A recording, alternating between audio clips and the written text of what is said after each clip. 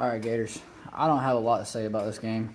Probably the most depressed and pissed off I've been all year. This game was by far worse than the Kentucky loss. I don't think there's a loss on the resume this year as bad as this one. I was born the last time Florida lost to Vanderbilt at Vanderbilt. So this one really stings. That was a bad Vanderbilt team who beat a very bad, depleted Kentucky team. So I don't want to hear that, oh, they just beat Kentucky. Yeah, they've improved. And yeah, they've got a very good coach. And we did come back at the end and almost tied it up to go to overtime, but that's pathetic. The play calling in this game, AR, to me, this is sad from where we came from with AR. I actually hope he moves on. I hope he goes to the NFL. He is not the right fit for the culture, this offense. He won't run when he needs to run. In games where we really need him to run, he's trying to save himself for the draft. I really think he's already got it in his head that he's ready to go. He's ready to leave. That or Napier's protecting him. I have no idea what the problem is. All I know is I've lost a lot of respect and a lot of trust in Napier after this game. He was starting to buy me back after the last game and a half with the second half at A&M, and then today. But y'all, that was a mirage. We just got brought right back to reality. FSU will blow this team out. Literally no improvement from last year, none whatsoever. Probably going to finish the same exact record as last year, which is absolutely abysmal.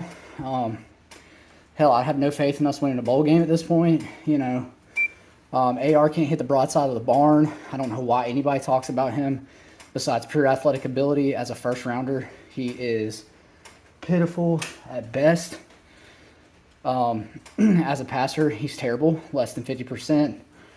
300-something yards in this game, but garbage time. We were very depleted, I will say that. He didn't have his full repertoire of guys. So, you got to give him a little bit of, leeway there. But this is Vandy, guys.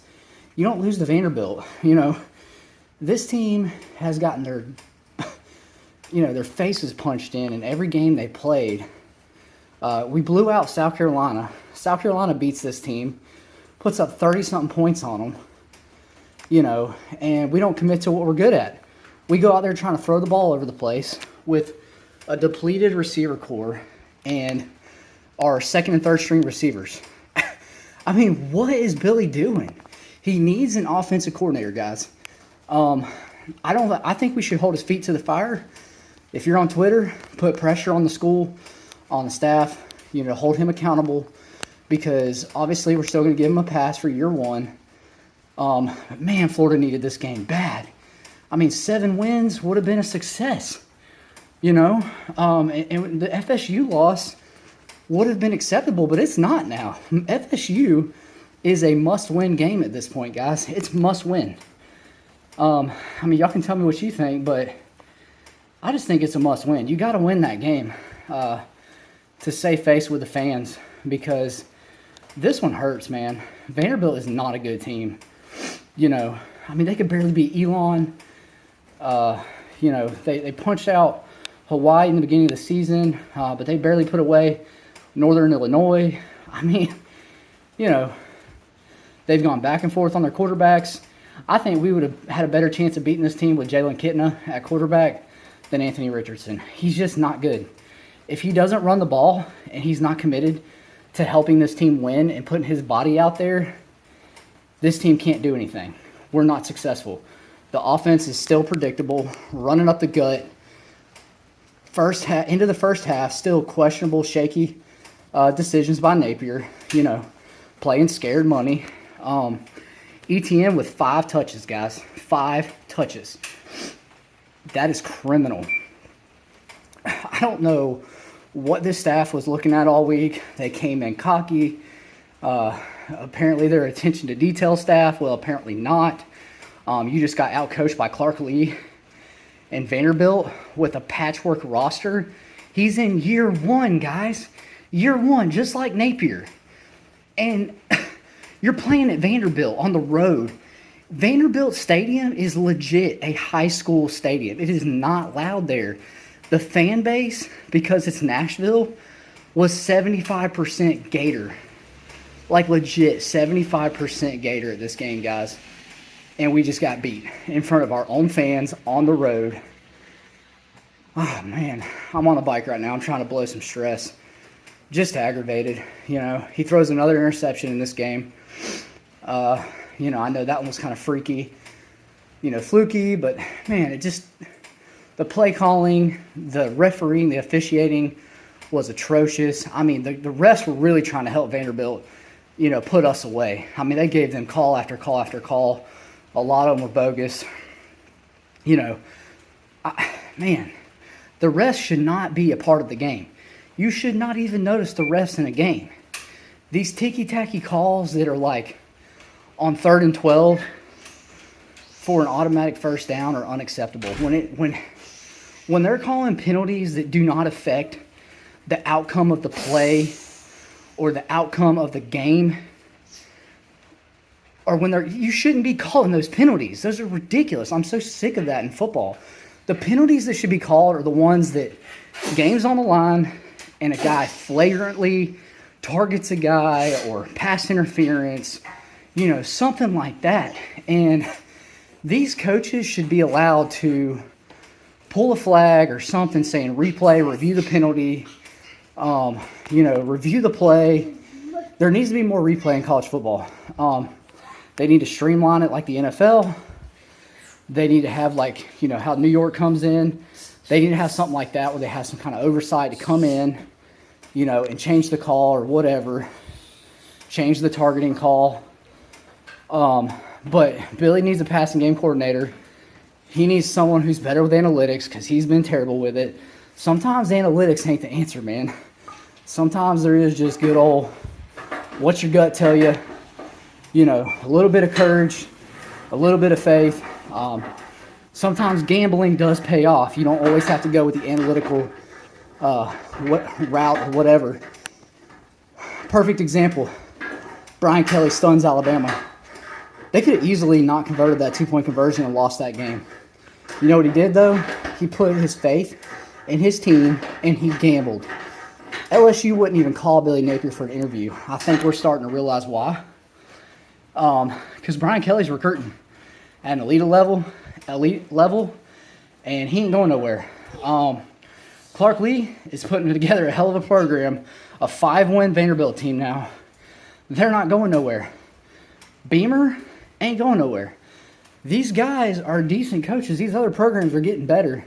You know, I know we just whacked South Carolina, but, man, the rest of the East is getting better, is going to catch or pass Florida if Florida don't start, you know, committing to this program, committing to getting the best coaches, you know, this athletic association.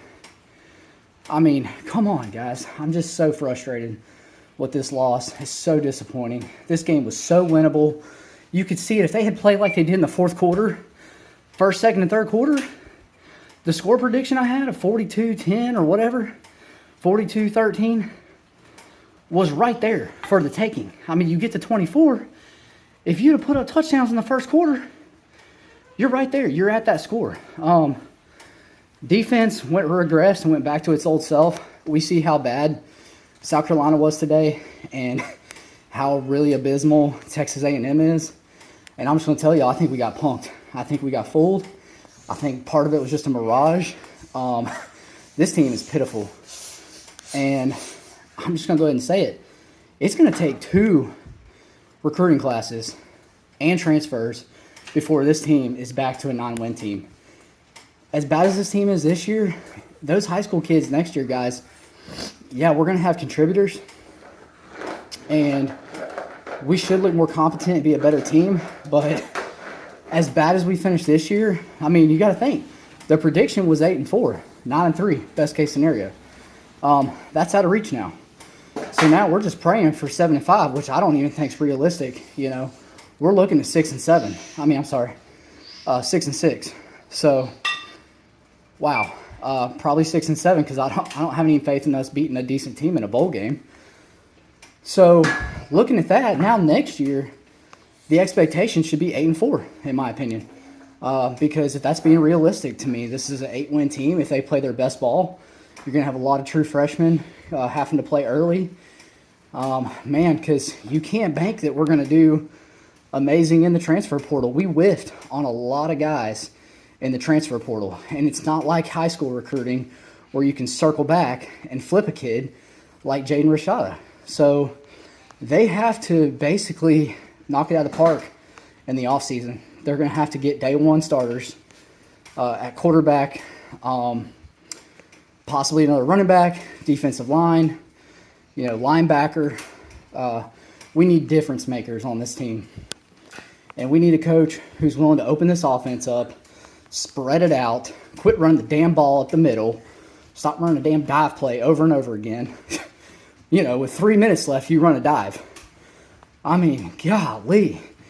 Billy is just, he talks a good game. He says the most basic coach speak stuff after every game.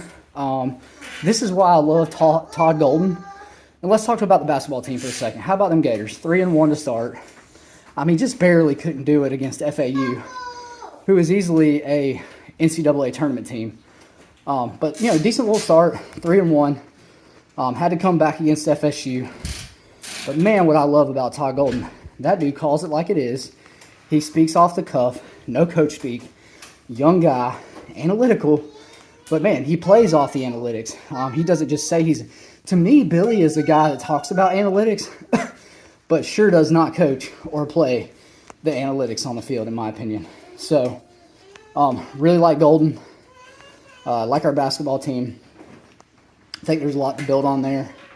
He's obviously got to finish filling out the roster. I'm about to die on this bike, so I'm done venting about the game. Again, wasn't really impressed with anybody on the field today. Dejon Reynolds, it's about the only, where's he been? Dejon Reynolds, 165, 170 yards receiving, touchdowns. Hasn't played all season. Again, makes you wonder, guys. So, obviously year one's whatever, it's a wash. So, really hope we can be at least competitive next weekend. But at this point, I don't care. Give him a pass. Give him and Tony, give everybody a pass year one. Get to the bowl game. Try to at least get another win before the season's over. And I'll still be happy. I'm sure y'all will too. So, again, everybody, go Gators. Never lose the faith. Hopefully things will get better. I'm just going to be straight up. If next year we see the same crap we're seeing this year and you keep losing to all these teams like this, rivalry games, teams that you are way more talented than, he won't be here very long. He won't. He might not make it past the end of year two if he has another season like this. I'm just being straight up. That's just the way college football works. You can't be this bad, not at Florida with the talent we have. There's really no excuse. There is no excuse to lose to Vanderbilt the way we just did. Go Gators.